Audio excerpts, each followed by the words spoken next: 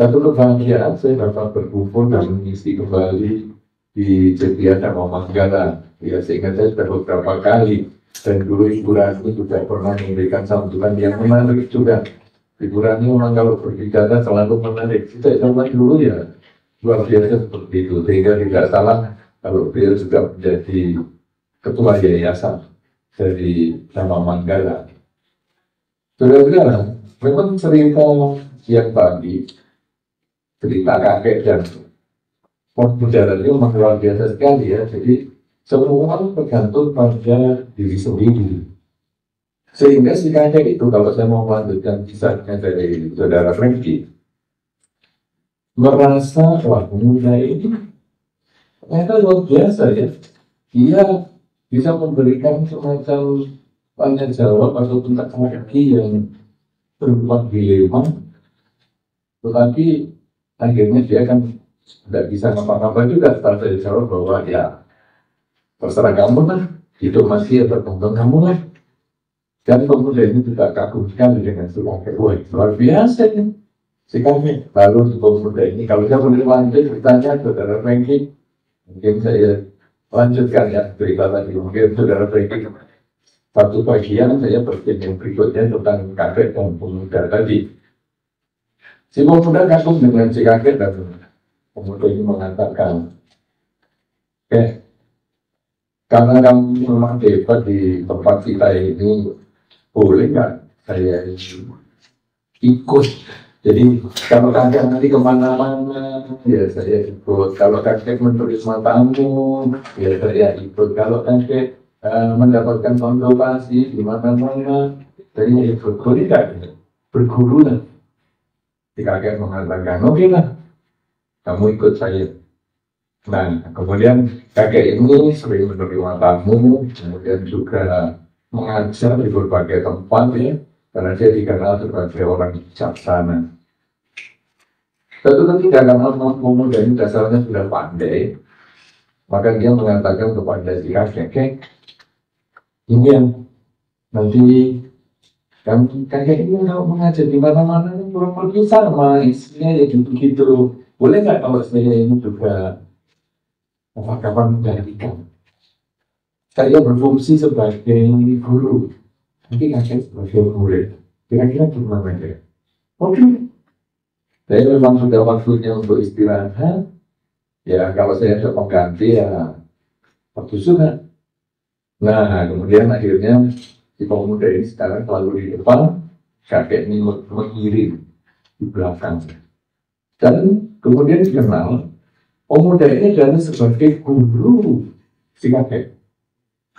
Dan si kakek adalah murid di pemuda. Jadi kemana-mana pemuda ini mengatakan, saudara, ini murid saya.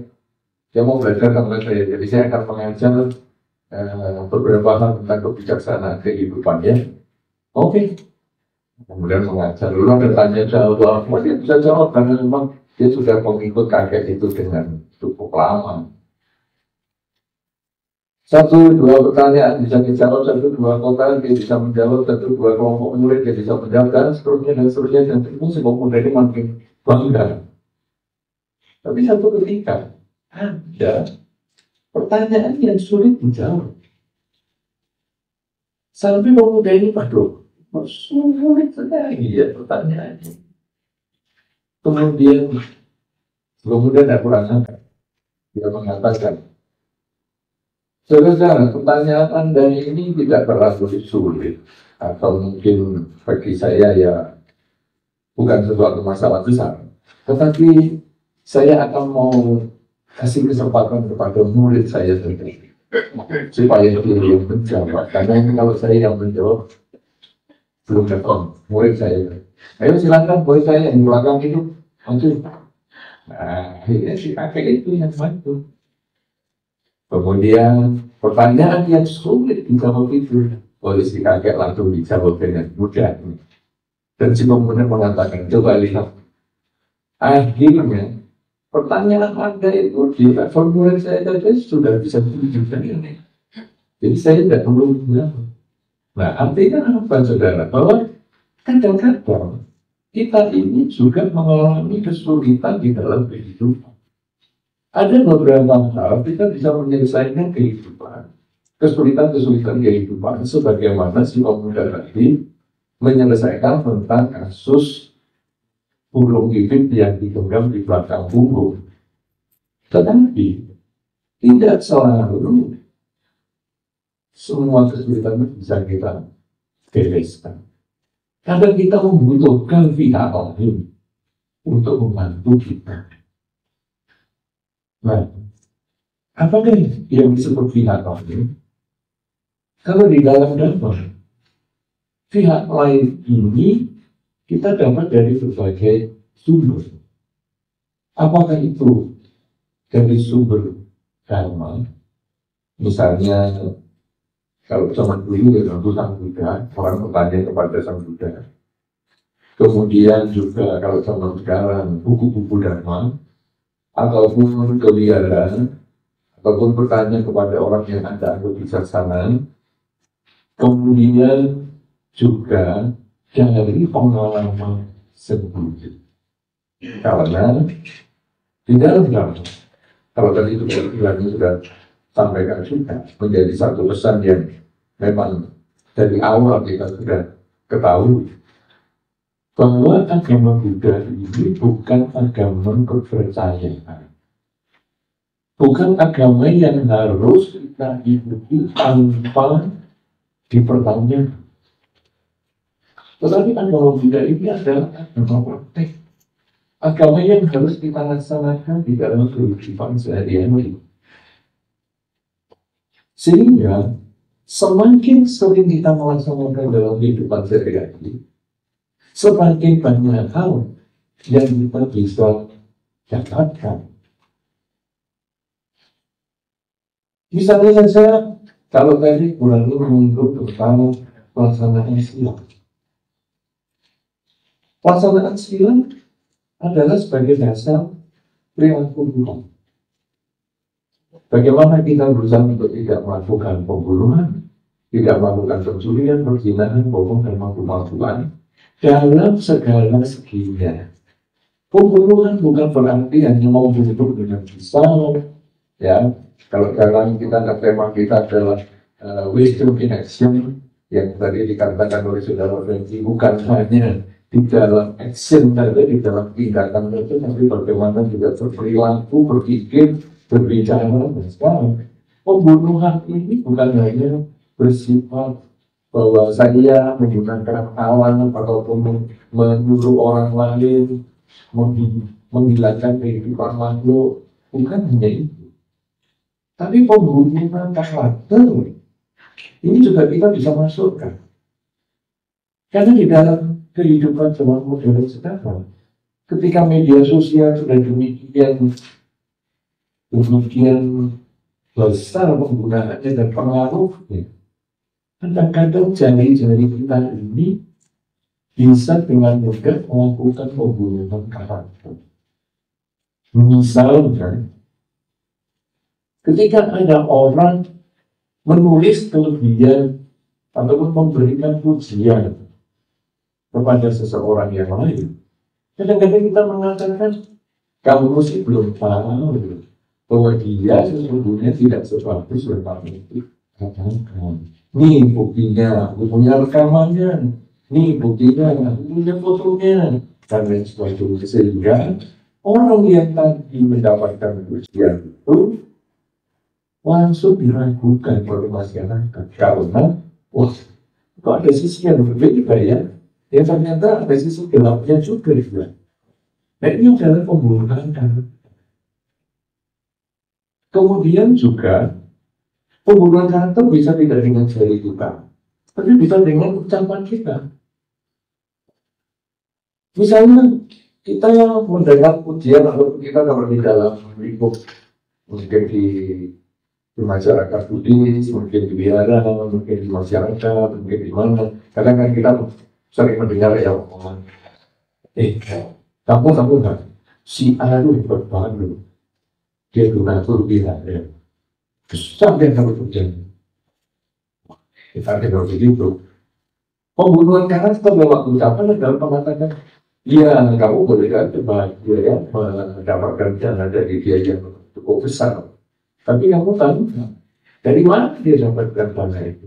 Sebenarnya dia itu cuci uang, dia itu koruptor, dia itu penyelundup, dia itu, dan kita mengucapkan hal buruk lainnya, sehingga orang itu menjadi timbul keraguan. Inilah pembunuhan karakter dengan ucapan. Kemudian ada pencurian. Pencurian itu kalau kita mereka mengambil yang bukan miliknya, mungkin kalau di yang buku-buku kita kenal adalah mengambil barang, ya, kemudian mengambil makanan, perhiasan. Tapi kalau kita sudah melihat secara luas, pengambilan data milik orang lain pun itu sudah sebetulnya pencurian. Jadi sekarang kita mengambil data HP-nya orang, kita sandra, kemudian juga mungkin dari komputernya, kita sandra dan lain sebagainya. Itu sebetulnya adalah pelaksanaan silang di dalam kehidupan yang seperti ini. Tentu nanti kita bisa perluas, cuman bukan itu tema kita pada kesempatan ini yang mau saya bahas. Hanya sekarang kita melihat pelaksanaan zaman itu memang bisa menyelesaikan masalah-masalah untuk kita. Karena dengan kita bisa tidak melakukan minuman, pencurian, berzina, modal, mabuk-mabukan, kemudian kita berlatih meditasi dan lain sebagainya, kita memiliki kamar baik yang cukup, sehingga beberapa hal kita bisa selesaikan dengan baik. Ini sebagai pemuda yang berarti memakan buruk pipit, dibunuhnya. Tetapi kita tidak boleh berpandang seperti itu saja. Karena ada masalah-masalah yang kita tidak bisa selesaikan pada satu ketika nanti. Nah itulah yang tadi kita mau pelajari sebagai pemuda yang ikut membantu pura-pura mengajar kepada orang lain dan si kakek dianggap sebagai muridnya. Tetapi satu ketika ada masalah yang sulit dan dia membalik dengan mengatakan juga murid saya yang menjawab pertanyaan ini. Saudara, dalam kehidupan kita ini ada beberapa kesulitan yang mungkin belum tentu kita bisa selesaikan sendiri. Atau kalau kita mau dengar dari orang lain itu sering cerita kepada kita tentang berbagai hal, curhat kepada kita tentang pekerjaannya, tentang kesehatannya, tentang rumah tangganya, dan berbagai kesulitan lainnya. Ketika kita mendengar keluhan hidup, kadang-kadang kita merasa itu gampang sekali. Masalah itu mudah. Kenapa kamu anggap seperti sulit sekali? Saudara, orang itu memperoleh kesulitan karena dia sedang terlibat secara emosi terhadap masalah yang sedang dia hadapi. Kita karena tidak terlibat secara emosi menganggap masalah itu mudah. Jadi sudut pandang ini tidak sama. Itu kalau kita sudah orang tua, tadi kan Ibu Ani mengatakan masih muda, dulu mendapatkan nasihat-nasihat seperti ini, berarti sekarang kan kelihatannya sudah tua misalnya. Itu kadang kalau orang tua itu kan punya kacamata ya, untuk membaca. Kemudian karena mau melakukan sesuatu yang membutuhkan jarak jauh, kemudian dia mengangkat kacamatannya ke atas, lalu dia mau baca lagi tuh. Kacamata saya di mana? Tadi tidak ada. Kacamata saya di mana? Dia tanya kepada orang di keluarganya, mana kacamata saya? Mana kacamata saya? Kalau mau yang keluarganya ngomong itu di atas kepala aku sendiri. Itu aja masa nggak tahu ya. Oh iya. Nah, kenapa yang punya kacamata tadi bisa mencari kacamata sampai emosi? Karena dia yang terlibat di dalam pencarian itu dan tidak merasa bahwa kacamata itu di atas kepala.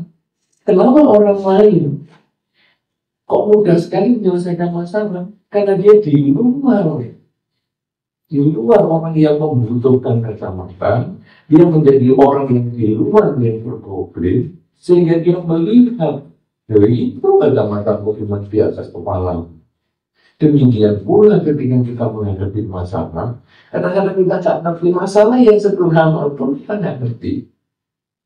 Tapi orang lain hanya mengatakan, gampang ini masalah ini.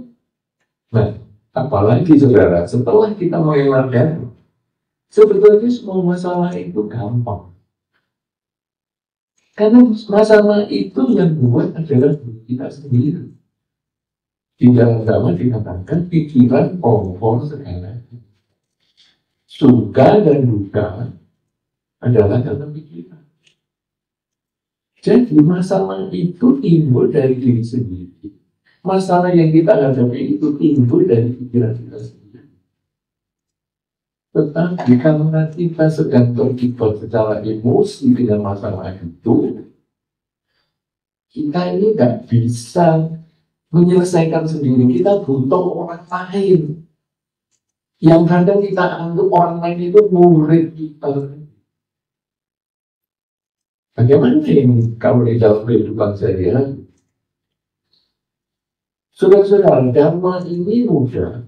Karena dharma ini sebetulnya hanya berbicara tentang hidup yang tidak kekal. Dan bagaimana menyikapi. Apapun yang disampaikan di dalam dharma ini sebenarnya dalam bagaimana menyelesaikan hidup yang tidak kekal ini. Menyikapi hidup yang tidak kekal ini. Karena inilah yang menjadi penyebab Pangeran Siddhartha meninggalkan istana. Melihat yang tidak kekal ada tua sakit dan mati. Sampai akhirnya beliau mencapai kesucian karena beliau juga menyadari bahwa ketidakkekalan ini harus disikapi dengan cara berpikir karena ketidakkekalan itu adalah kenyataan.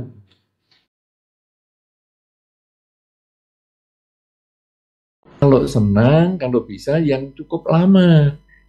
Kalau tidak senang, jangan sampai ketemu. Tetapi kan kenyataan, yang senang bisa meninggalkan kita, yang tidak senang bisa bertemu dengan kita. Jadi, ketidakkekalan ini adalah hakikat kehidupan. Manusia hanya perlu menyesuaikan diri, melihat ketidakkekalan itu sebagaimana adanya. Nah, kalau kita sudah mengerti dhamma itu bahwa sesungguhnya hidup tidak kekal, maka kita bisa memberikan nasihat kepada banyak orang tentang ketidakkekalan. Ada orang yang kehilangan uang dan sedih, kita mengatakan tenang. Hidup adalah tidak kekal. Kamu karena pernah memiliki uang, maka satu ketika pasti akan kehilangan. Hidup tidak kekal. Ketika ada orang sedih karena tidak lulus ujian, tenang, hidup tidak kekal. Kamu biasa lulus, nanti satu ketika memang mungkin tidak lulus, dan sekarang kenyataan tidak lulus. Tetapi ketidaklulusan ini tidak akan berlangsung selamanya. Karena satu ketika ada kesempatan kamu ujian lagi, kamu masih ada kesempatan untuk lulus. Ketika ada orang sedih karena ditinggal pasangan hidupnya, tenang, tidak kekal dunia ini. Bahwa dulu kamu tidak punya pasangan hidup, buktinya kamu tenang. Setelah kamu punya pasangan hidup sekian puluh tahun, ditinggal, kan berarti kembali kepada zaman sebelum punya pasangan hidup. Kenapa kamu sedih? Tenang, hidup itu tidak kekal. Jadi kehilangan uang kita bisa mengatakan tidak kekal, bisa nasihati. Orang sakit yang dulunya sehat kita bisa nasihati. Orang kehilangan pasangan hidup kita bisa nasihati. Orang yang rugi di pekerjaan kita bisa nasihati dengan satu kata. Hidup tidak kekal. Kemudian hadapi ketidakkekalan itu sebagaimana adanya. Saudara-saudara, kalau waktu itu kemudian terus berjalan, satu ketika kita yang mengalami ketidakkekalan itu. Kita yang mungkin kehilangan harta kita. Kita yang mungkin kehilangan kesehatan kita. Kita yang mungkin kehilangan pasangan hidup kita. Kita yang mungkin kehilangan semua yang kita miliki. Dan kemudian kita stres, sedih karena kita yang terlibat secara emosi. Kemudian kita mengatakan ataupun kita berbagi cerita, curhat kepada orang yang pernah kita nasihati dulu.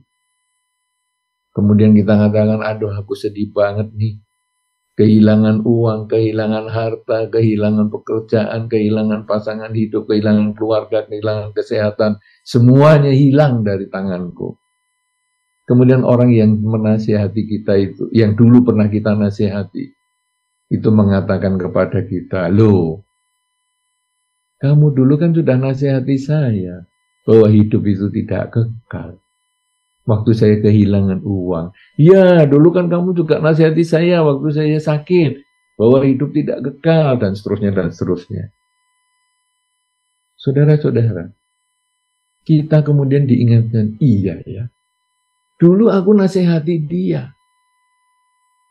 Sekarang aku membutuhkan nasihat dia. Kenapa? Karena ternyata masalah saya yang mudah ini, ketika saya terlibat secara emosi, saya nggak ngerti cara jalan keluarnya. Saya butuh orang lain mengingatkan. Ibaratnya sang pemuda yang tadi kemudian terjebak dengan pertanyaan dari orang yang mendengarkan uraiannya dia. Dia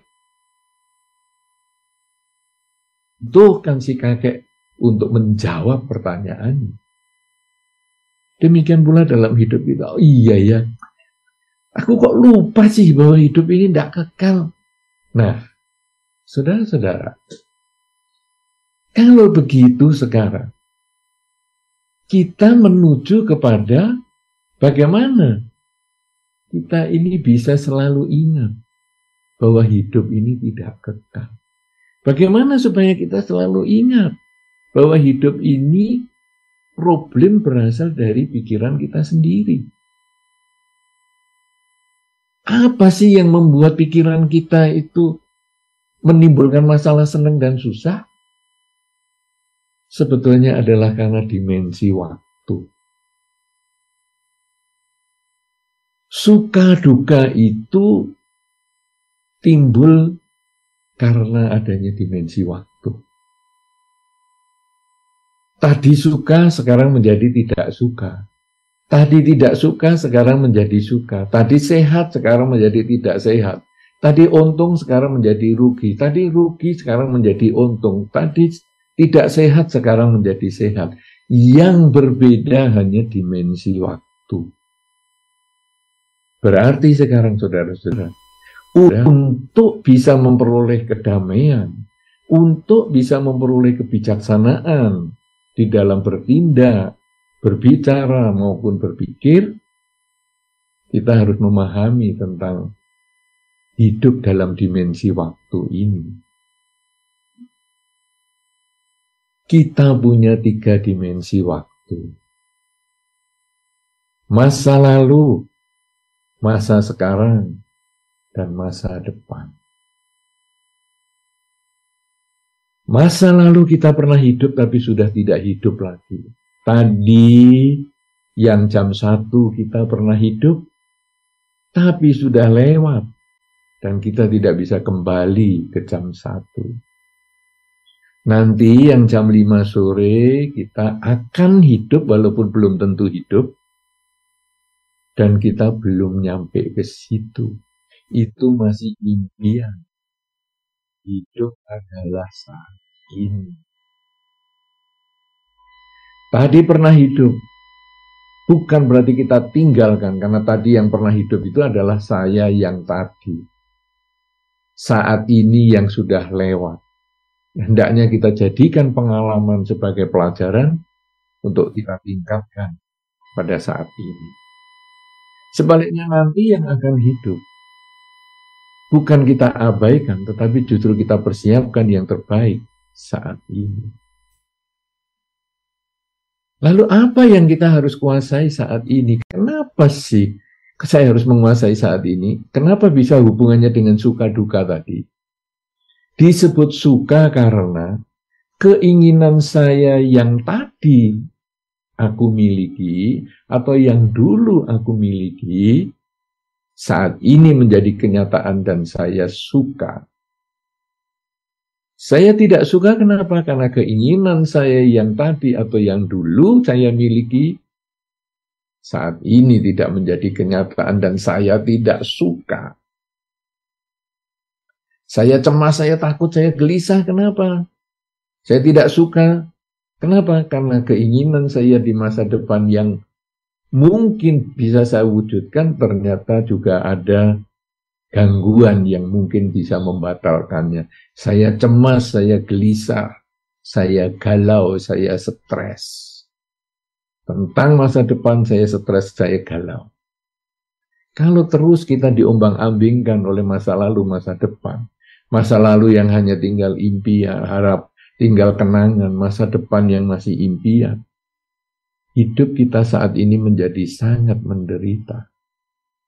Bahkan tidur pun menjadi sulit.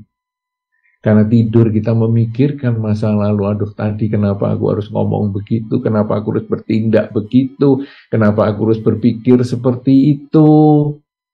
Akhirnya kita sulit tidur. Atau mungkin kita mau tidur berpikir yang akan datang, besok aku akan ketemu dengan si A, bagaimana ini.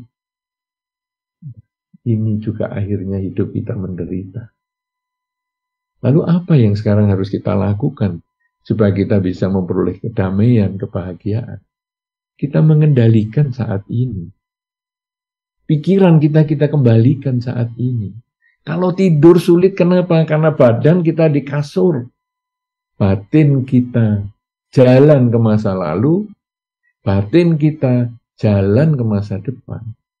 Badan kita di kasur, karena batinnya ini berpisah, maka akhirnya kita nggak bisa tidur. Kalau sudah nggak bisa tidur, badan ini diminumi obat tidur. Badan diminumi obat tidur, tapi pikirannya jalan terus. Akibatnya, ketika bangun menjadi sakit kepala, tubuh menjadi tidak sehat. Nah, sekarang kita mengembalikan badan dan batin ini menjadi satu. Ketika badan di kasur, batin juga perlu di kasur. Ketika badan sedang membaca, batin juga ikut membaca. Sehingga kita lebih mudah memahami yang kita sedang baca.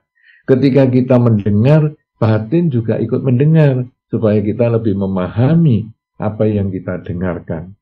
Demikian pula dengan indria-indria kita yang lain. Apakah indria pengecap, apakah itu untuk berpikir, ataukah kulit kita dan sebagainya. Kita ketika kontak dengan objek-objek indria, batin kita harus ikut menyadari kontak dengan objek-objek indria itu. Dan ketika kesadaran selalu ada setiap saat, maka batin menjadi tenang seimbang. Kita lalu melihat bahwa hidup itu yang dikatakan perubahan apabila kita membandingkan masa lalu, masa sekarang dan masa depan. Tetapi ketika kita hidup pada saat ini, maka perubahan itu menjadi lenyap. Karena yang ada hanya saat ini. Kalau perubahan itu menjadi lenyap, maka batin menjadi tenang seimbang. Batin menjadi bijaksana di dalam memilih, batin menjadi bijaksana dalam bertindak, batin menjadi bijaksana di dalam memutuskan, karena sangat objektif. Tidak lagi dipengaruhi oleh emosi-emosi masa lalu maupun emosi masa depan. Tetapi semua adalah dari kesadaran dan kebijaksanaan. Nah, sekarang bagaimana kita bisa menyatukan badan dan batin?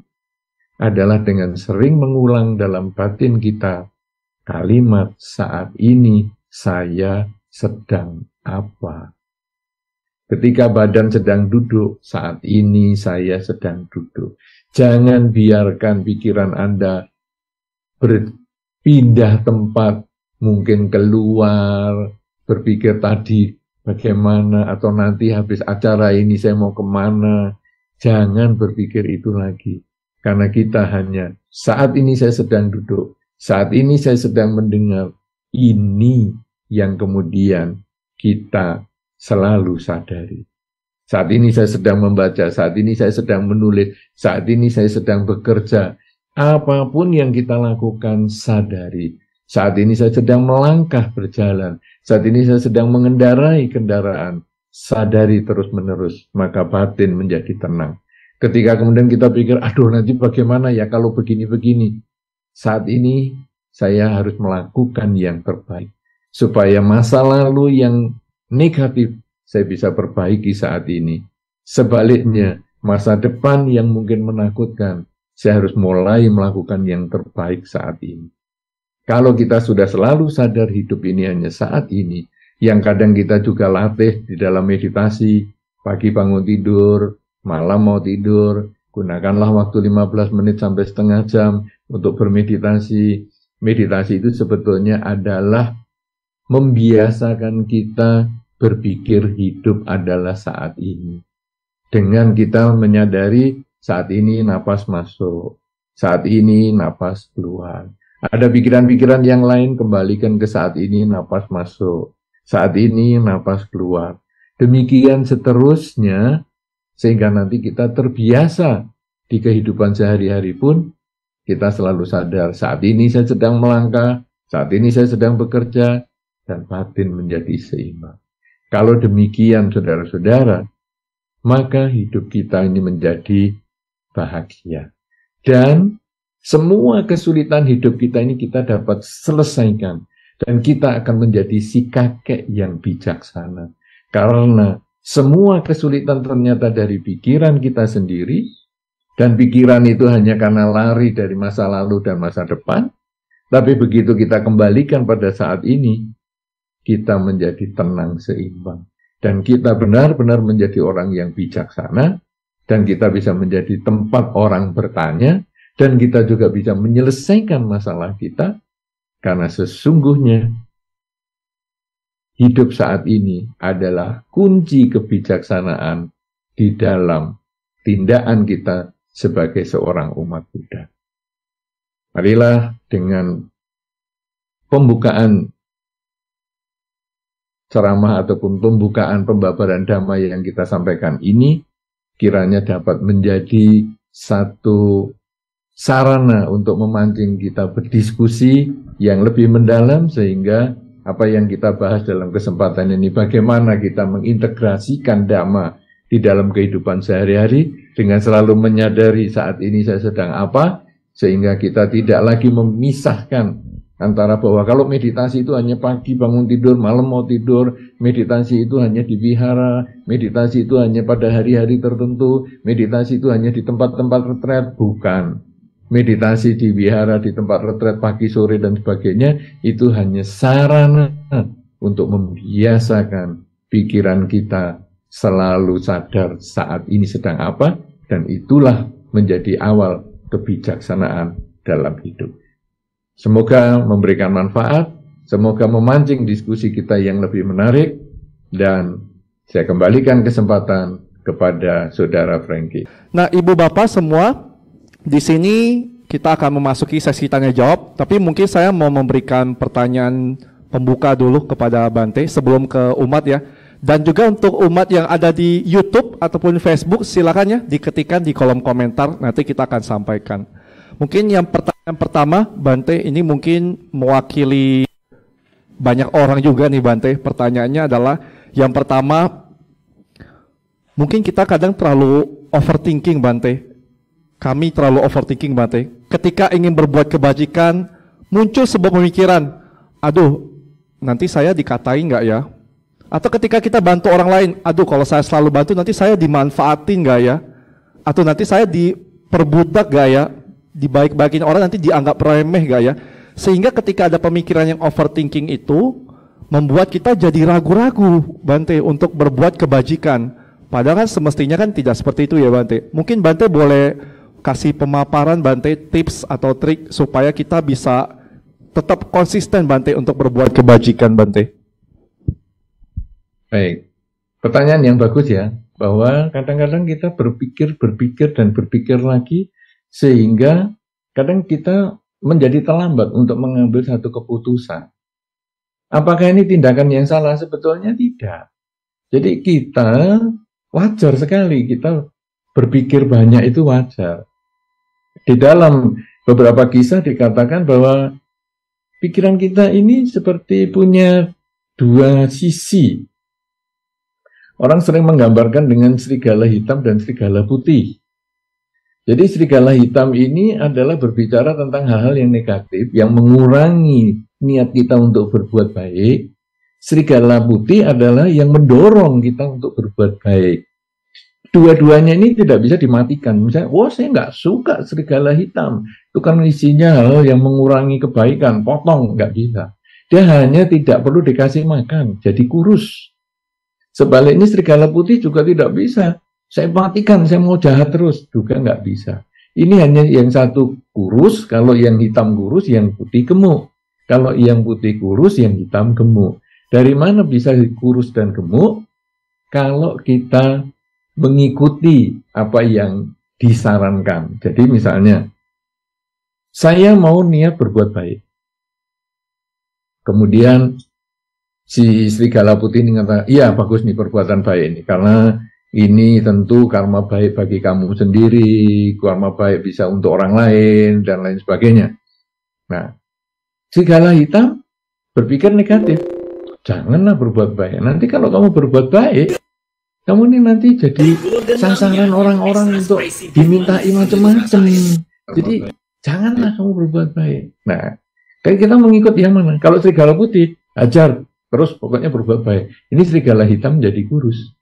Tapi kalau, iyalah, dah lebih baik nggak usah berbuat baik. Nah, ini serigala hitam menjadi gemuk. Serigala putih menjadi kurus. Jadi berpikir bermacam-macam itu wajar. Tetapi sekarang yang penting adalah tetapkan tujuan kita. Saya ini tujuannya mau apa sih dalam hidup ini? Nah, kemudian kita punya komitmen dengan tujuan tersebut. Misalnya, saya sebagai umat Buddha, saya ini ingin supaya di dalam kehidupan ini saya memperbanyak kebajikan. Ya, kalau tadi Bu Rani sudah sampaikan juga bahwa di dalam kehidupan ini supaya bisa menjadi akhir dari proses kelahiran kembali misalnya. Jadi saya sekarang bertekad supaya kehidupan ini menjadi kehidupan yang terakhir, supaya saya tidak terlahirkan kembali. Nah, kemudian saya bertekad, bagaimana ini tekad saya? Ya tentu saya berusaha mengembangkan kebajikan, ya, dengan pikiran, ucapan, dan perilaku. Karena kebajikan itu akan mengkondisikan kita memperoleh ibaratnya jalan tol. Sehingga kita apa saja menjadi lebih lancar, terutama lancar di dalam melaksanakan kemoralan dan melaksanakan kesadaran setiap saat. Yang saat ini saya sedang apa itu. Nah, jadi terus kita berbuat baik. Nah, tapi di sisi yang lain, serigala hitam itu muncul seperti yang Saudara Frankie sampaikan tadi, yaitu, gak usah lah berbuat baik. Untuk apa sih? Nanti kamu ditanyain orang, kamu nanti jadi sasaran orang, minta dana dan sebagainya. Saya punya prinsip, saya harus menyelesaikan kehidupan ini pada saat ini juga, di kehidupan ini juga. Akhirnya karena prinsip kita jelas, serigala hitam ini langsung kurus, serigala putih langsung gemuk. Tapi kalau prinsip kita nggak jelas, tujuan hidup kita ini tidak jelas, maka kita, iya ya, benar juga ya, oh iya mungkin gitu ya, dan terus nanti keluar lagi, tapi kan kita tetap harus berbuat baik, karena hidup ini kan tidak kekal. Iya ya, akhirnya begini terus, dan akhirnya hilang kesempatan berbuat baik, karena umur kita sudah tidak ada lagi. Jadi, supaya kita tidak terjebak dengan dilema yang terus-terusan, tetapkan tujuan hidup Anda. Karena dari tujuan hidup itu Anda tahu tujuan apa yang harus Anda kerjakan mulai saat ini sampai waktu tertentu, saat ini sampai kehidupan ini berakhir, atau saat ini sampai di kehidupan yang mendatang. Anda akan tahu. Ya, misalnya sekarang saya supaya lahir lagi nanti tetap menjadi umat Buddha. Oke, kalau gitu setiap saya berbuat baik, mungkin malam harinya atau apa, saya mengucapkan tekad, semoga dengan kebajikan yang saya lakukan akan mengkondisikan saya terlahir di alam manusia yang mengenal Dharma. Nah, dengan cara seperti itu, kita kemudian selalu berbuat baik, selalu berbuat baik. Orang lain mau ngomong apa, saya nggak mau pusing, karena saya akan berbuat baik dan terus berbuat baik. Serigala putih menjadi pemenang, serigala hitam menjadi kurus kering. Tujuan hidup itu yang paling penting. Silakan, Saudara Franky. Ya. Terima kasih Bante, umpamanya sangat tepat sasaran sekali ya. Ibu Bapak rekan-rekan semua, serigala putih dan serigala hitam yang harus dilatih secara konsisten. Kadang muncul pertanyaan, kalau terjadi sesuatu pada kita, serigala mana yang muncul? Jawabannya tergantung Bante. Kalau di vihara serigala putih, kalau di rumah serigala hitam. Tapi saudara enggak ya, yang penting serigala mana yang kita latih. Dan harapannya serigala putih kita tahu konsisten, tujuannya yang baik. Oke, itu mungkin pertanyaan yang pertama. Saya jadi termotivasi untuk tanya lagi Bante, satu lagi Bante, sebelum ke umat ya Bante. Boleh ya Bante? Pertanyaan satu lagi Bante, untuk mungkin generasi milenials atau yang udah kerja sering merasakan juga Bante, kayak wah kita sudah sangat sibuk nih bekerja, kuliah mungkin tugas selalu banyak, ngurusin toko terlalu sibuk, keluarga waduh banyak banget, dan akhirnya ketika kita sibuk diri dengan hal-hal tersebut menjadi minim waktunya untuk belajar Dhamma Bante. Dan akhirnya ya mungkin ke viharanya, mohon maaf mungkin setahun sekali pada saat hari raya agama besar, hari raya agama Buddha Bante. Nah mungkin Bante ada tips Bante yang bisa di-sharingkan untuk umat-umat yang mungkin mempunyai kesibukan yang memang jadi tanggung jawabnya Bante, supaya tetap bisa praktik walaupun secara sederhana dalam keseharian Bante. Baik. Sebetulnya sibuk nggak sibuk itu kan juga kita sendiri ya. Kalau tadi dikatakan contohnya Saudara Franky tentang burung, bibit yang dipegang di belakang punggung itu. Kita mau sibuk nggak sibuk ya kita sendiri. Burung itu mau mati nggak mati, ya dia sendiri yang memutuskan. Karena kita tidur saja bisa mengatakan sibuk kok. Jadi, aduh, hari Minggu ini aku kok sibuk segak ya. Kenapa? Sibuk istirahat. Nah, jadi sibuk itu adalah tergantung kita. Kalau dalam beberapa tahun yang lalu, sebelum mengenal teknologi seperti hari ini, orang bolehlah mengatakan sibuk, sulit ke vihara lah, macam-macam. Tapi hari ini loh, sudah teknologi seperti ini, ya. Kemudian kita sudah kenal namanya internet dan lain sebagainya. Era teknologi kita ini sekarang sudah sampai yang kelima dan lain sebagainya. Jadi bagaimana ini? Kita tidak harus divihara. Bahkan sebetulnya sekarang seperti Cetya Dhamma Manggala ini, kan pelaksanaan acara hari ini kan hybrid. Ada yang di vihara, ada yang di rumah. Jadi mana ada alasan orang kok aku enggak bisa aku vihara. Itu salah. Kenapa? Karena vihara datang ke rumah Anda. Sekarang saya ceramah di sini, tetapi kan datang ke rumah Anda, datang ke Cetya Dhamma Manggala. Kemudian juga ceramah ini tersimpan, terdokumentasi di channel YouTube-nya Cetya Dhamma Manggala. Sehingga kalau Anda tidak ikut hari ini karena kebetulan mungkin pergi kemana bersama keluarga, nanti malam masih bisa. Kalau nanti malam nggak bisa, lusa masih bisa. Kalau nggak bisa, 2 minggu lagi masih bisa. Karena ada terus di situ. Artinya kalau kita mau ya bisa. Kalau kita nggak mau, walaupun di wihara pun kita ya bisa sambil buka HP, kemudian chatting ke sana ke sini. Ya badannya di wihara, tapi pikiran tidak di sini. Jadi itu semua tergantung kemauan.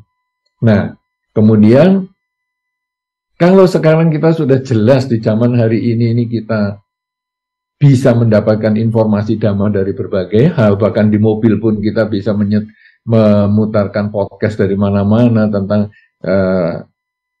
Dhamma, bahkan juga mungkin kita bisa menggunakan sarana teks menjadi suara untuk HP kita, sehingga kita sambil nyetir bisa mendengarkan ceramah Dhamma. Karena mungkin rekaman-rekaman sudah tidak ada, ya sekarang kita mendengarkan ceramah Dhamma dari tulisan-tulisan yang kita bisa ubah menjadi suara. Itu semua teknologi itu sudah ada di HP kita masing-masing. Nah, kemudian yang tadi ditanyakan oleh Saudara Franky adalah prakteknya bagaimana? Nah, praktik yang paling sederhana kan Anda bertanya, saat ini saya sedang apa? Pertanyaan itu kan sangat sederhana sekali. Dan itu bisa ditulis di HP sebagai mungkin screensaver-nya, atau mungkin sebagai wallpaper-nya, atau mungkin itu diingatkan untuk timer Anda, misalnya mau ngopi, jam 3 mau ngopi. Nah, nanti jam 3 itu timernya adalah saat ini sedang apa, saat ini sedang apa, saat ini sedang apa. Kan kita bisa ngerekam sendiri. Ya, nah sehingga kita itu praktek itu juga ada kemauan. Problemnya adalah, adakah kita memiliki kemauan? Bukan kesempatan.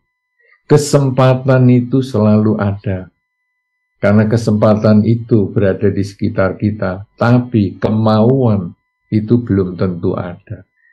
Kalau kita ada kemauan, maka walaupun tidak ada kesempatan, akhirnya pasti kita mengadakan kesempatan. Tapi kalau tidak ada kemauan, ada kesempatan pun kita ngomong tidak ada. Nah, dari mana kita timbul kemauan? Dari tujuan hidup. Saya ini tujuan hidupnya mau apa? Kalau tujuan hidup kita bahwa saya ingin bahagia di kehidupan ini dalam Dhamma, juga bahagia di dalam kehidupan yang akan datang di dalam Dhamma, maka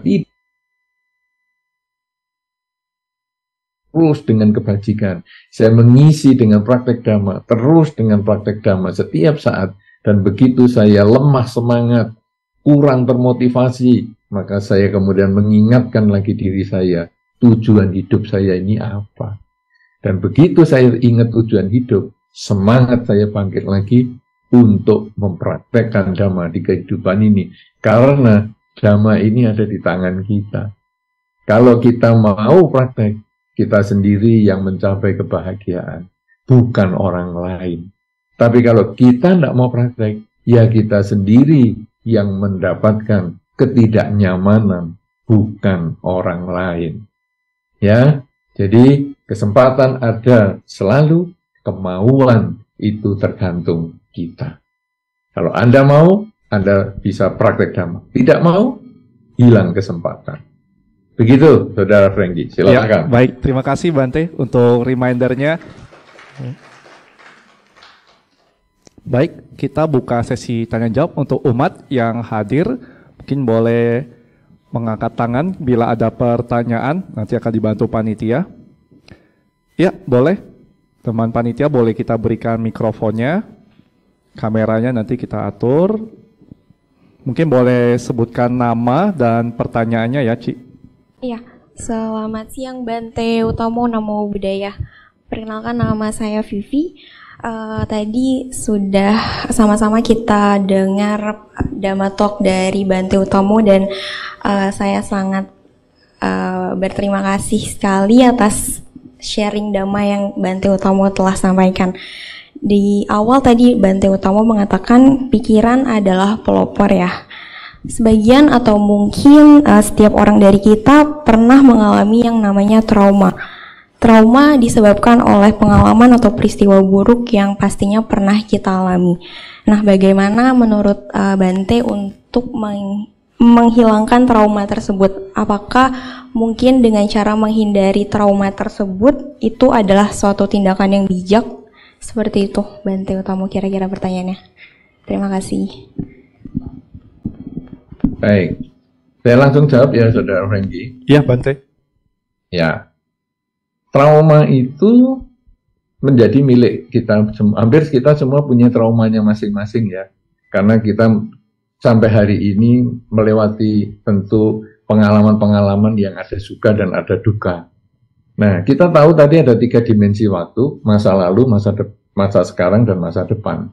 Trauma itu timbul dari pengalaman di masa lalu. Jadi kita pernah mengalami sesuatu yang tidak menyenangkan dan kita takut terulang. Apakah trauma itu harus dilupakan? Tidak. Kita tidak bisa melupakan apa yang terjadi di dalam hidup kita. Karena pikiran kita ini didesain bukan untuk bisa ingat dan lupa. Tetapi pikiran kita ini sekali masuk langsung ingat untuk selamanya. Sehingga tentu kita sudah memahami ada orang-orang tertentu yang bisa ingat kelahiran-kelahiran sebelumnya. Ada yang bisa ingat 1 kelahiran yang lalu, 2 kelahiran, 10 kelahiran, 100 kelahiran. Kenapa bisa begitu? Karena ingatan itu tidak bisa hilang. Kalau kita berusaha menghilangkan ingatan, maka yang ada adalah kita menjadi lebih cepat pikun. Karena hanya menutup pikiran kita, tetapi tidak bisa menghapus ingatan kita. Lalu apa yang harus kita lakukan? Trauma itu harus kita terima sebagaimana adanya. Jadi, kita harus berdamai dengan diri sendiri, menerima kenyataan bahwa saya pernah mengalami itu. Ibaratnya kalau kita pernah jatuh.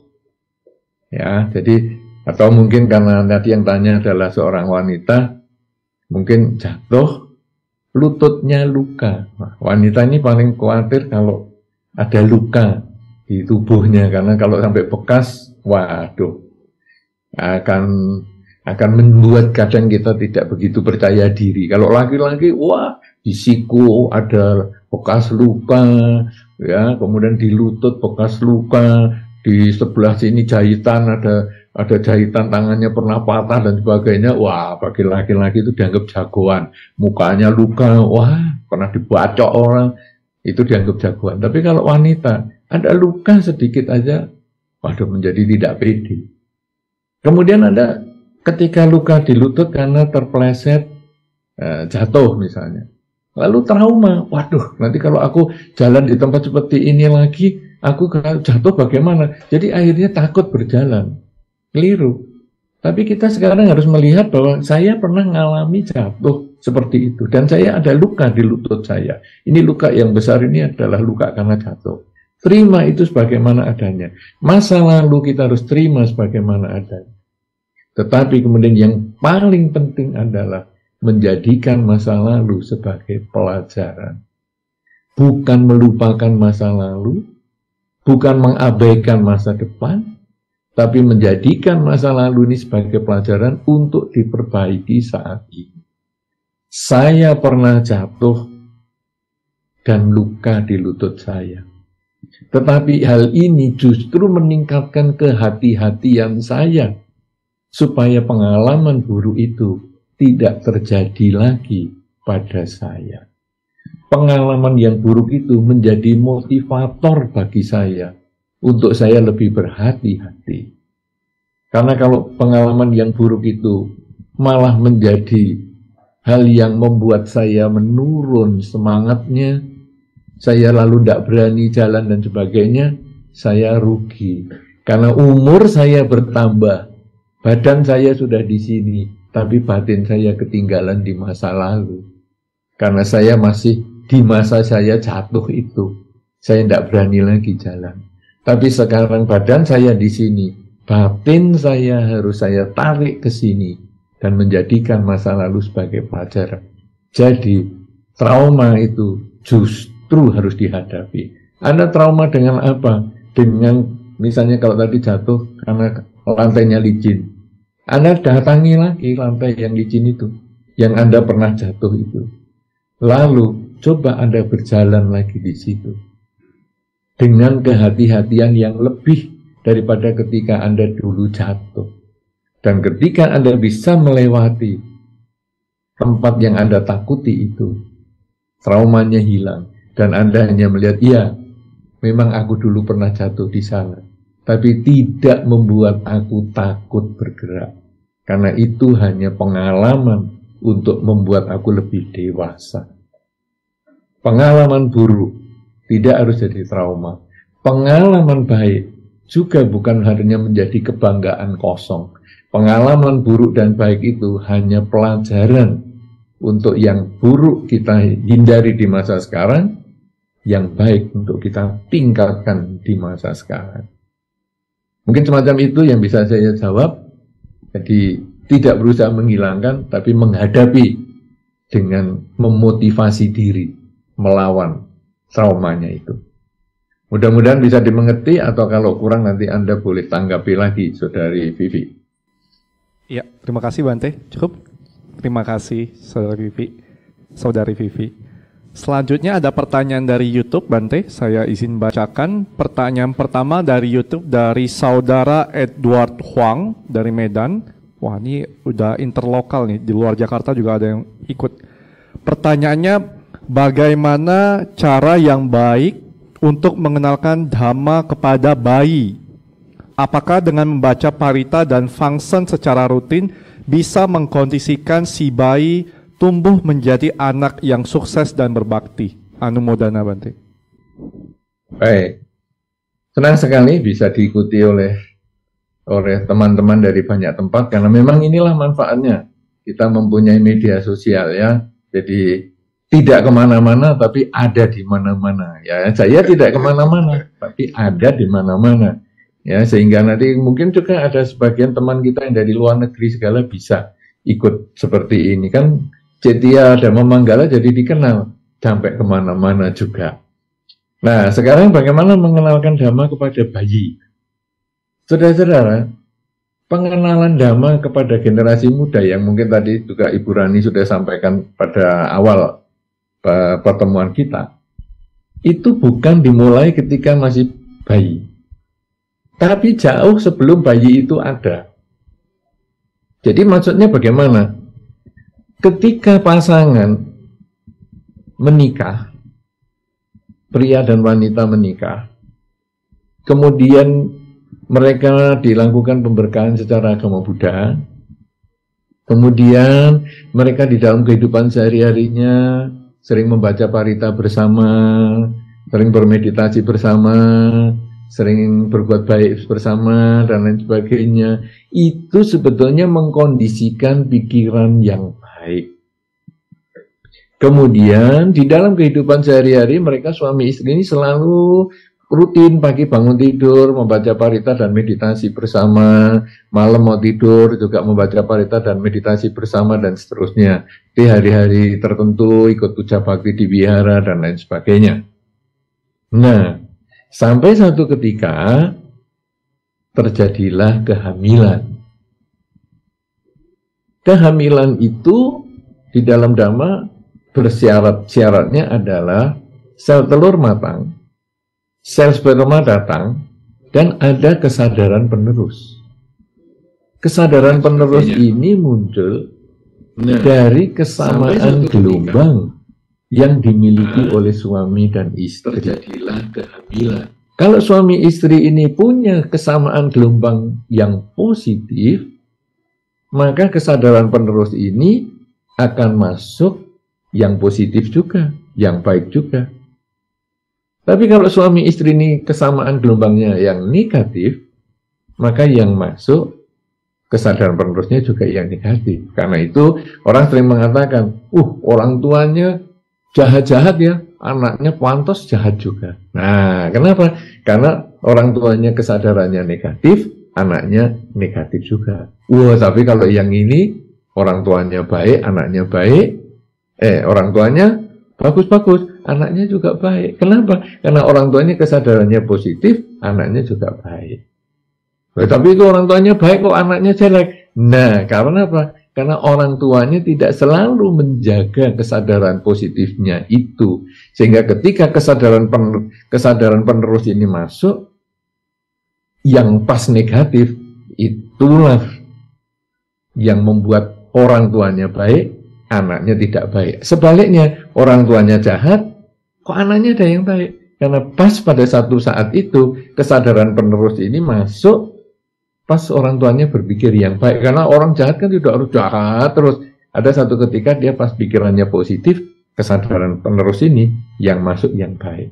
Nah, itu yang membedakan anak-anak seperti itu. Nah, sekarang orang tua yang selalu membaca parita bersama, meditasi bersama, mengkondisikan pikiran baik, sel telur matang, sperma datang, kesadaran penerus yang baik masuk. Terjadilah kehamilan. Nah, selama kehamilan pun sering membaca parita, kemudian juga sering bermeditasi, dan seterusnya. Sampai bayi di dalam kandungan ini semakin lama tumbuh, dan tiba waktunya kelahiran si bayi. Lalu kelahiran si bayi ini bagaimana? hari ini biasanya ayah juga bisa masuk ke tempat kelahiran, ruang bersalin itu. Sehingga ketika bayi lahir bisa dibacakan doa. Misalnya Namo tassa bhagavato arahato sama sambuddhassa. Misalnya diulang 3 kali, cukup. Tidak usah panjang-panjang, nanti bayinya jadi kedinginan. Ya, jadi cukup Namo tassa bhagavato arahato sama sambuddhassa, atau Budang saranang gacami, Dhammang saranang gacami, Sanggang saranang gacami. Sudah. Itu dibisikkan di telinganya, tidak usah teriak-teriak karena dokternya belum tentu Buddhis. Ya, dan lain sebagainya. Nah, kemudian setelah bayi ini lahir, dibawa pulang, bayi ini juga diajak meditasi bersama, karena suami istri tadi kan punya kebiasaan baca parita dan meditasi bersama, pagi bangun tidur, malam mau tidur. Bayinya ini diajak, walaupun dia tidur tidak masalah. Kenapa sih? Karena di dalam perut pun si bayi ini juga diem. Tetapi karena orang tuanya membaca parita meditasi, bayi di dalam kandungan itu dia bisa menerima getaran suaranya maupun getaran kebajikan yang dilakukan oleh ayah dan ibunya ini. Sekarang setelah dia lahir, dia walaupun tidur, diletakkan aja di cetia di rumah, kemudian membaca parita dan bermeditasi bersama. Kemudian terus bayi ini menjadi tumbuh, menjadi lebih dewasa. Nah, kadang-kadang dia mendengar paritanya kan diucapkan orang tuanya, Arahang sama Sambuddho Bhagawa dan seterusnya. Anak ini walaupun matanya masih tertutup, tapi telinganya kan terbuka. Nah, dia mendengarkan dhamma terus. Mungkin kadang-kadang mau tidur atau apa disetelkan ceramah dhamma misalnya, boleh ya, ada ceramah dhamma ataupun pembacaan parita. Kan Anda bisa lihat dari YouTube banyak sekali itu koleksi ceramah dhamma atau pembacaan parita ataupun lagu Buddhis. Dengarkan. Itu sebetulnya termasuk mengenalkan dhamma sejak anak-anak. Nah, kemudian apakah orang tua function pelepasan makhluk? Bisa. Ya, orang tua melepaskan makhluk termasuk karma baik. Tetapi kalau mau mendidik anak-anak mengenal dhamma lebih awal, masukkan lewat telinga kalau dia belum bisa diajak ngomong. Kalau sudah bisa, ya kadang-kadang diajak ke wihara dan sebagainya. Tapi apakah kalau belum bisa ngomong tidak boleh diajak ke wihara? Boleh. Biarkan dia tidur, tidak apa-apa. Tapi telinganya akan terbuka terus, ikut membaca parita di dalam hatinya dia. Nah, dengan cara seperti itu, maka orang tua mulai mengenalkan dhamma secara bertahap.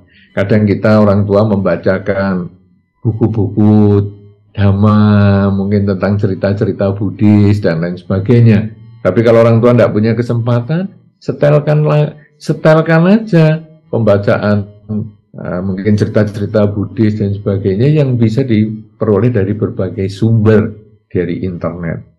Ya, saya kira ini niat baik orang tua untuk mengenalkan dhamma. Lakukan itu dan ajak anak berbuat baik ya. Sering ke wihara, sering melepas makhluk bersama, kemudian mungkin ya membaca parita bersama dan sebagainya. Saya kira ini sangat bagus sekali.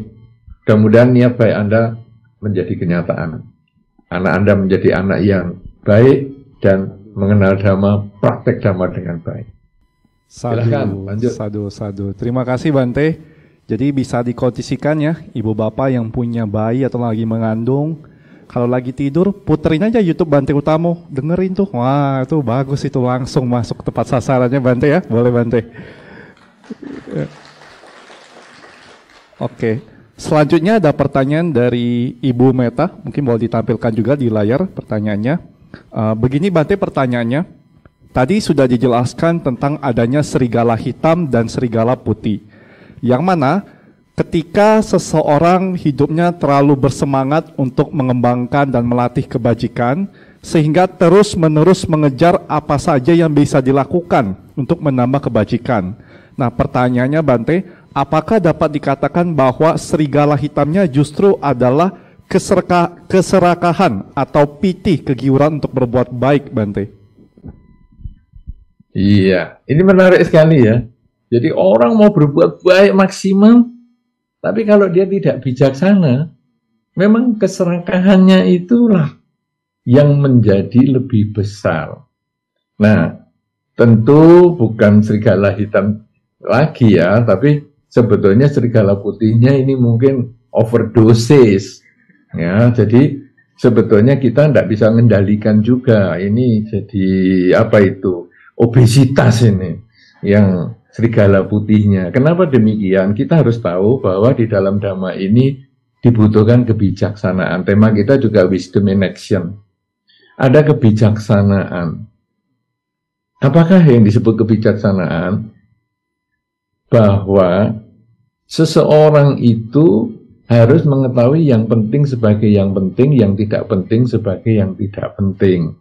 Artinya, kalau Anda dalam rumah tangga, ada tugas dan kewajiban Anda untuk mengurus keluarga Anda. Kemudian berbuat baik menjadi salah satu yang perlu Anda lakukan, tapi bukan satu-satunya. Tetapi ketika rumah tangga Anda itu sudah selesai tugas-tugasnya, mungkin anak-anak sudah selesai semua, dewasa mungkin dan sebagainya, silakan Anda langsung fokus pada berbuat baik. Jadi perbuatan baik asal dilakukan pada waktu yang tepat, kemudian tidak mendapatkan pandangan negatif ataupun tidak mendapatkan keberatan dari keluarga Anda, itulah perbuatan baik. Kenapa? Karena perbuatan baik itu dilakukan membuat kita senang.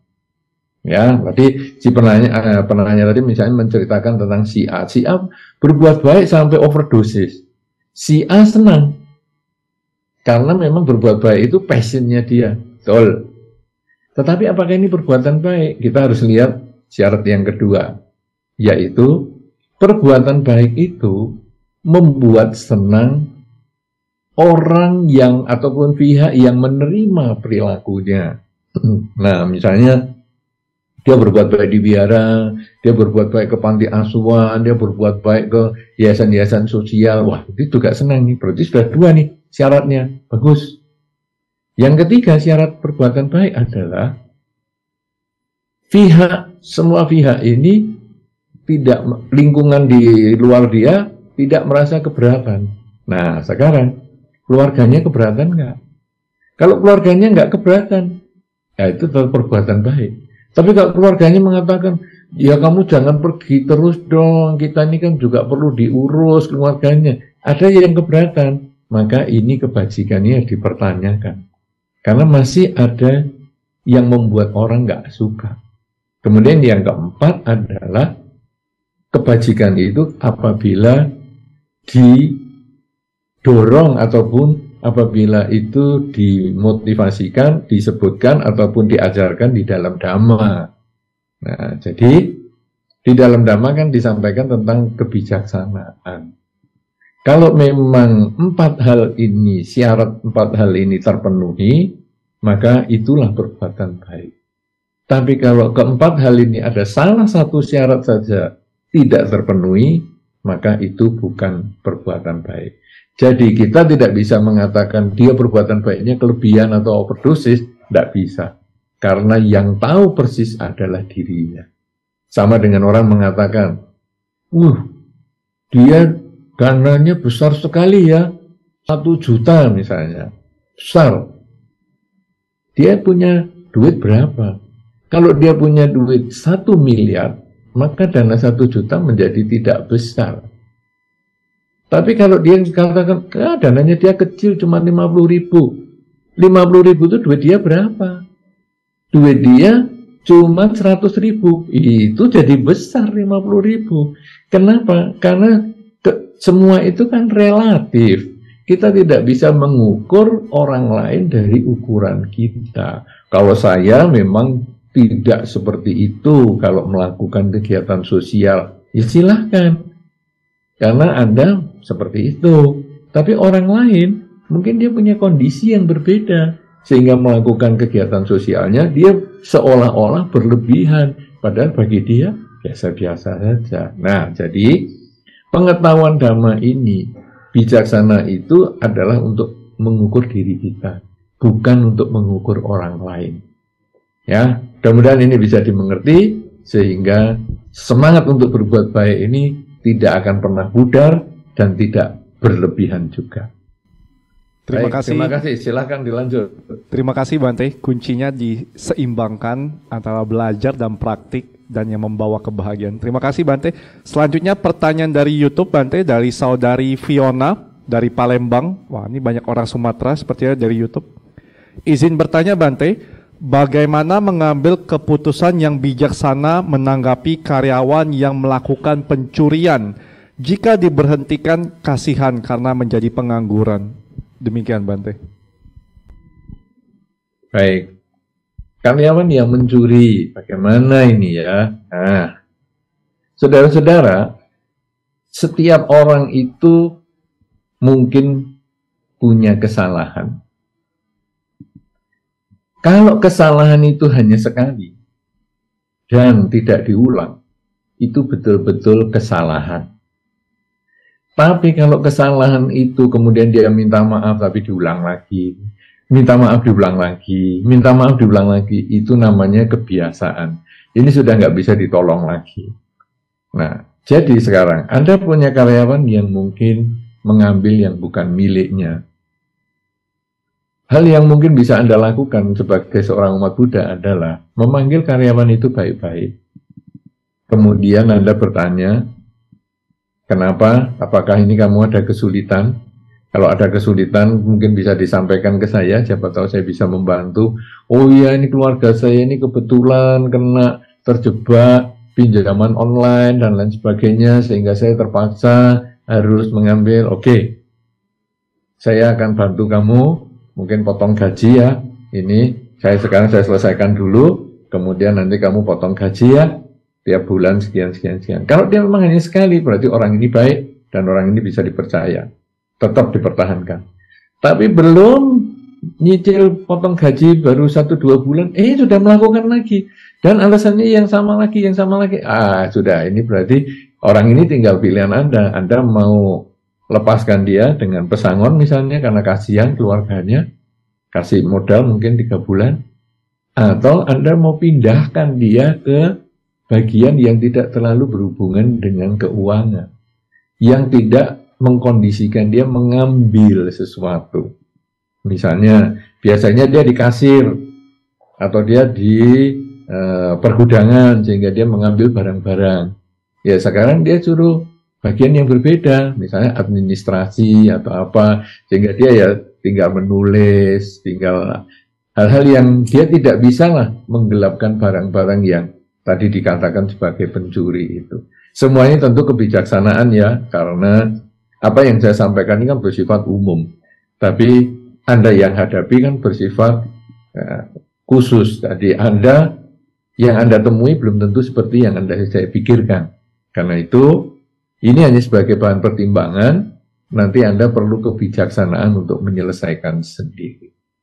Saya kira demikian. Ya, terima kasih. Bermanfaat. Terima kasih Bante. Jadi pesannya perlu dinilai kembali, dievaluasi kembali, didiskusikan supaya bisa memberikan keputusan yang tepat ya bagi penanya. Oke, mungkin kita buka 3 pertanyaan ya mungkin. Yang dari umat yang hadir, apakah ada yang ingin bertanya? Saya lihat di YouTube masih ada nih antrian. Saya buka dulu ke umat yang hadir. Boleh umat yang hadir, ada yang ingin bertanya? Belum ada? Baik, kita lanjut ke YouTube terlebih dahulu ya.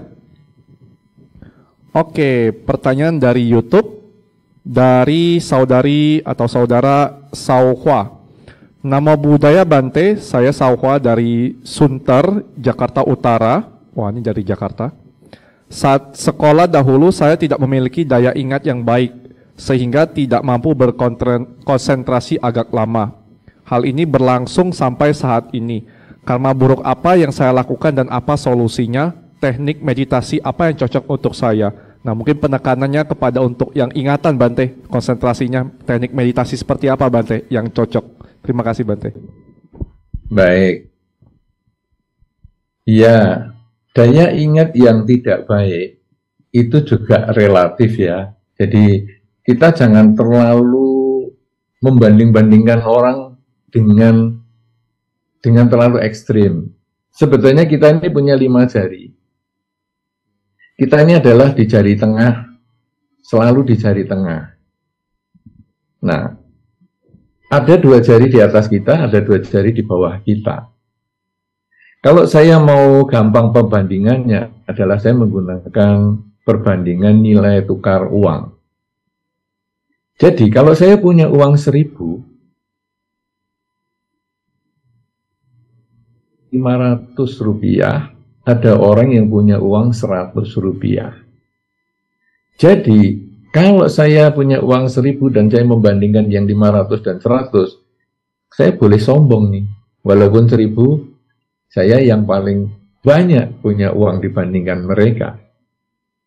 Tetapi kalau kita bandingkan dengan 2 jari kita di atas, bahwa saya punya uang 1.000, tapi di atas kita ini ada yang punya 2.000 dan 5.000, maka saya agak minder.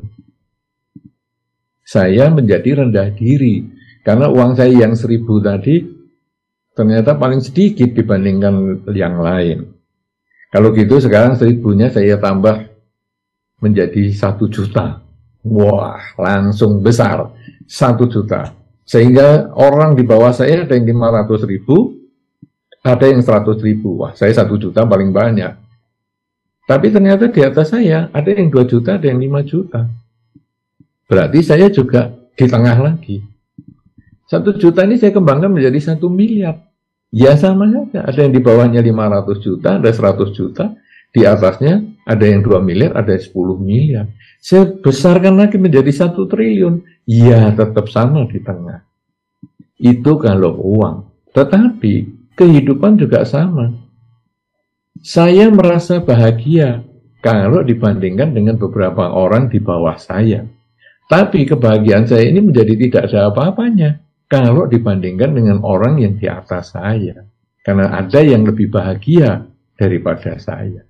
Saya merasa paling menderita kalau dibandingkan orang-orang di bawah saya. Tapi saya lebih tidak menderita dibandingkan orang-orang di atas saya. Jadi selalu kita ini di tengah. Kalau Anda mengatakan saya daya ingatnya buruk, Anda bandingkan dengan siapa? Kalau Anda bandingkan dengan orang-orang di atas Anda mau ngejar, tidak bisa.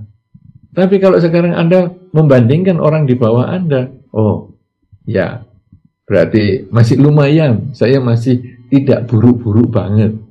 Nah, artinya apa, saudara? Semua orang itu punya kelebihan dan kekurangan.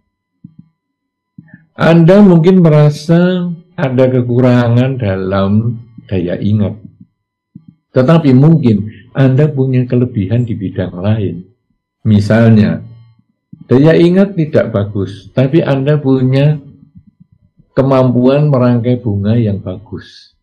Nah sudah, berarti Anda kembangkan kelebihan Anda merangkai bunga itu sampai Anda menjadi mungkin pengusaha bunga hias di kota Anda yang sukses, tanpa harus merasa menderita karena daya ingat yang sulit ini. Sebaliknya, Anda daya ingatnya kurang, tetapi Anda adalah orang yang baik dan mudah dipercaya orang lain, sampai akhirnya mungkin Anda dipercayai perusahaan yang besar dan sebagainya. Yaitu kembangkan nilai-nilai baik yang Anda miliki itu. Jangan Anda hanya dihantui dengan pengen sempurna dengan daya ingat yang lemah itu. Nah, sekarang setelah kita tahu kelebihan dan kekurangan, kemudian kita harus bisa menerima kekurangan kita sebagaimana adanya. Seperti tadi yang tentang trauma yang saya sebutkan, misalnya lututnya ada bekas luka dan sebagainya. Saya sudah menerima kelebihan, kekurangan saya itu, dan saya menggunakan kekurangan itu sebagai motivator untuk saya maju. Saya lebih hati-hati kalau tadi trauma. Kalau sekarang, saya tahu kekurangan saya yaitu daya ingat saya lemah. Apa yang saya harus lakukan? Memang meditasi menjadi salah satu cara. Meditasi apa yang bisa meningkatkan daya ingat? Sebetulnya meditasi mengamati objek. Nafas itu pun bisa. Karena Anda sadar saat ini nafas masuk, nafas keluar, itu juga bisa meningkatkan daya ingat. Tapi kalau Anda masih kurang, merasa kurang, sudah berlatih cukup lama masih merasa kurang, Anda boleh menggunakan objek benda. Benda itu misalnya Buddha Rupang. Jadi Buddha Rupang boleh berupa arca, boleh berupa lukisan atau foto. Kemudian Anda mengambil posisi duduk di depan Buddha Rupang tadi. Pandangi Buddha Rupang itu mulai dari atas kepala misalnya. Amati baik-baik bentuk rambutnya, warnanya. Kemudian setelah diamati, lalu Anda tutup mata. Coba diingat-ingat bentuk kepala Sang Buddha tadi bagaimana, bentuk rambutnya itu bagaimana, warnanya apa. Kalau lupa, buka mata, diingat-ingat lagi, tutup lagi. Diingat-ingat lagi, lupa, buka mata. Sampai itu boleh selama beberapa hari seperti itu, mungkin beberapa minggu seperti itu, sampai nanti akhirnya Anda bisa persis melihat bentuk kepala dan rambut Sang Buddha itu antara buka mata dan tutup mata itu kurang lebih sudah sama. Kalau sudah mulai sama, nanti Anda boleh mulai turun ke wajah Sang Buddha. Jadi Anda amati kemudian tentang posisi matanya, hidungnya, bibirnya, dan lain sebagainya, dahinya. Anda amati baik-baik dengan mata terbuka, kemudian tutup mata, melanjutkan tadi dari rambut, bentuk kepala, kemudian mengisi mukanya itu dengan yang barusan Anda ingat. Itu 1 hari, 2 hari, seminggu, 2 minggu, terus Anda latih seperti itu. Sampai nanti akhirnya gambaran kepala Sang Buddha ini lebih jelas, kemudian telinganya juga bisa Anda gunakan, diingat juga telinganya Sang Buddha seperti apa, sampai nanti kepala Sang Buddha ini seluruhnya Anda bisa ingat. Mungkin nanti terus turun lagi, setengah dada, Anda ingat bentuk jubahnya, Anda ingat semua pundaknya, dan lain sebagainya. Apa yang Anda lihat dengan mata terbuka dan mata tertutup ini, Anda ingat baik-baik. Dan itu terus Anda lakukan, karena meditasi ini membiasakan berpikir ya, jadi melatih cara berpikir. Sehingga nanti kalau Anda sudah daya ingatnya ini menjadi lebih baik, maka karena kita menggunakan teknik meditasi ini untuk kehidupan sehari-hari, Anda akan lebih mudah mengingat hal-hal yang biasanya Anda lupakan. Jadi, loh kok sekarang saya jadi ingat ya, dulu aku jarang loh ingat beginian. Nah, itu karena Anda terbiasa melatih kemampuan pikiran Anda. Inilah salah satu cara untuk meningkatkan daya ingat, tetapi hal yang perlu diketahui adalah bahwa setiap orang punya kelebihan dan kekurangan. Anda jangan terfokus pada kekurangan Anda, tapi kalau bisa Anda juga menyadari kelebihan Anda, tingkatkan kelebihan Anda, sehingga orang akan merasa Anda memang hebat di bidang lain, tapi memang punya kelemahan di bidang daya ingat. Tidak apa-apa, bukan kejahatan juga lemah daya ingatnya. Saya kira demikian, boleh dilanjut untuk pertanyaan berikut. Ya, terima kasih Bante untuk urayanya. Jadi bisa dipraktekan ya Ibu Bapak semua, kita coba scanning dari tubuh kita, bisa membantu. Mungkin masuk ke pertanyaan terakhir ya, mungkin karena mengingat waktu juga. Dari umat yang hadir, ada yang ingin bertanya? Umat yang hadir di CDM? Belum ada? Kalau belum ada, saya bacakan yang di YouTube ya. Ini mungkin kita boleh tampilkan juga di layar dari saudari, coba kita lihat terlebih dahulu. Ya, saudari Sherly. Nama budaya Bante, saya dari Jakarta. Izin bertanya, bagaimana memberi pengertian buat anak milenial tentang sila kelima? Karena kadang dalam pergaulan ada orang-orang yang memberi minuman alkohol. Nah, ini terkait dengan pergaulan, Bante. Baik. Bagaimana ya? Sekarang di zaman sekarang ini untuk sosialisasi kadang juga menggunakan alkohol. Nah, dalam pelaksanaan sila sebetulnya ada beberapa orang yang punya pandangan bahwa sila itu nomor satu harus lurus, kaku, tidak boleh ditawar. Itu ada. Jadi misalnya sekarang kita tidak boleh minum alkohol. Ya sudah, jangan minum alkohol.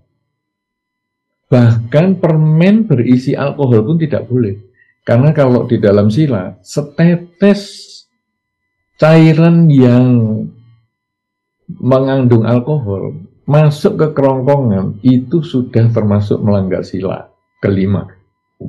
Nah ini garis lurus, tidak boleh. Jadi gimana ini?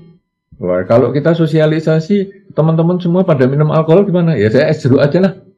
Bagaimana ini? Karena tidak ada pilihan lain, tapi diketawain nih. Ya nggak apa-apa juga, saya maunya es jeruk kok. Ya sudah. Itu garis lurus. Ada yang garis bengkok. Bengkok-bengkok. Jadi gimana nih? Ya sila itu kan 5 ya. Kan kita dalam Pancasila Buddhis itu ada terjemahannya. Aku bertekad melatih diri. Aku bertekad melatih diri menghindari. Jadi ada 3 tahap. Aku bertekad melatih diri menghindari minuman keras.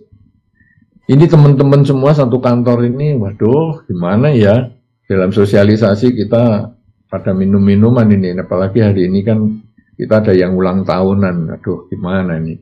Aku bertekad masih, melatih diri masih, tapi tidak bisa menghindari. Karena ini, waduh, ini kan bagian dari bahasa bersosialisasi. Jadi aku tidak bisa menghindari, tapi aku masih punya tekad melatih diri. Nah, sehingga di lain kesempatan kalau tidak ada ulang tahunan, tidak ada kegiatan kantor dan lain sebagainya, aku tetap tidak minum minuman keras. Ya, nah ini adalah garis bengkok. Kemudian garis bengkok ini kalau nggak ngerti berhentinya, dia bisa bengkoknya makin jauh. Jadi, waduh, minuman keras ini bukan hanya nanti pas ulang tahunan. Kadang-kadang ya kita pulang kantor capek healing dulu. Waduh, lah ini kemudian jadi aku bertekad melatih dirinya sudah amblas. Melatih diri menghindari, sekarang aku melatih dirinya sudah ikut terus sama mereka. Ini beloknya makin jauh. Ini orang tua jadi bingung kalau sudah seperti itu. Kemudian malah tekadnya sudah hilang, memancing orang lain. Ayo, kita sekarang healing. Malah dia jadi pimpinan kelompok. Nah ini yang dikhawatirkan orang tua akan sampai ke situ. Nah, jadi satu tegas, yang satu nyimpangnya jauh. Kan kita tentu ingat di dalam Dhamma kan ada kata-kata bahwa ya semuanya kalau bisa jalan tengah lah. Jangan terlalu ekstrem kiri, ekstrem kanan. Nah, bagaimana jalan tengah? Ya kalau memang sosialisasi dan penting sekali, ya mungkin kita supaya itu bahasa pergaulan ya sedikit masih bisa. Nah ini menjadi jalan tengah. Jadi itu kita tekati sendiri. Nanti seperti contohnya Saudara Franky juga, antara burung mati atau burung hidup itu. Semua tergantung diri sendiri. Karena tidak ada yang bisa menjadi pimpinan kecuali diri kita sendiri. Orang lain, orang tua kita kadang tidak ikut kita 24 jam. Tapi diri kita, kebijaksanaan kita ikut dengan kita 24 jam. Jadi kita harus memutuskan, aku harus bisa berhenti. Cukup sampai di sini. Kalau Anda bisa memutuskan gitu, Anda timbul kebijaksanaan. Tapi kalau tidak bisa memutuskan, kemudian dia tenggelam terus mengikuti yang bengkok terus, maka selamanya dia akan hancur. Nah, jadi 5 sila ini diusahakan dipertahankan, tapi kalau sampai tidak bisa, bukan hanya sila kelima. Sebetulnya sila keempat itu juga sering. Bukan hanya anak yang sila kelima. Orang tua sila keempat juga banyak. Ya, yaitu kebohongan. Itu paling sering. Bagaimana ini? Ini wihara mau berdana nggak untuk wihara? Aduh, aku nggak punya uang. Loh, kok nggak punya uang? Kan punya. Cuman aku nggak punya banyak untuk bisa didanakan, kan itu jawabnya. Ya, jadi sebetulnya kebohongan ini juga banyak, tapi ingat, aku bertekad melatih diri menghindari. Kalau sampai nggak bisa dihindari, ya terpaksa kita melakukan, tapi hanya sekali dan jangan diulang lagi di masa depan. Karena kebijaksanaan kalau di dalam Dhamma dikatakan, orang yang tahu salah, maka dia tidak akan mengulang di masa depan perbuatan salahnya itu. Tapi kalau orang yang tidak tahu perbuatan itu salah, dia akan mengulang dan mengulang. Dia sudah tahu dia melanggar sila yang kelima, maka dia tidak mengulang di masa depan. Tapi kalau dia tidak tahu bahwa itu pelanggaran sila, itulah yang akan dia ulang-ulang. Ya, mudah-mudahan ini bisa menjadi bekal bahwa orang yang melanggar sila kelima karena pergaulan itu, selama dia bertekad hanya sekali ini saja, nanti tidak mengulang ataupun hanya terpaksa dilakukan, silahkan. Tapi kalau memang memaksakan diri, mengkondisikan dirinya, lah itu sudah nipu dirinya sendiri. Ya, mudah-mudahan ini bisa dimengerti. Terima kasih sudah banyak bertanya. Ternyata umat-umat Cetia Dhamma Manggala ini sangat luar biasa karena pengertiannya sangat bagus sehingga tidak banyak pertanyaan, tidak banyak problem. Apa yang dijelaskan sudah langsung bisa dimengerti. Tetapi sungguh berbahagia karena Cetia Dhamma Manggala memberi kesempatan teman-teman kita yang di luar, yang mungkin sulit untuk mendapatkan pemahaman Dhamma, justru memiliki kesempatan untuk bertanya yang lebih banyak, sehingga hasilnya mendapatkan, kita semua mendapatkan kesempatan untuk melaksanakan Dhamma dengan lebih baik di masa sekarang, di masa depan, dan mungkin bisa menyelesaikan kehidupan ini dengan tidak terlahirkan kembali. Saya kira ini sangat bagus sekali. Mudah-mudahan perjumpaan kita ini memberi manfaat dan saya kembalikan kepada Saudara Frankie. Terima kasih.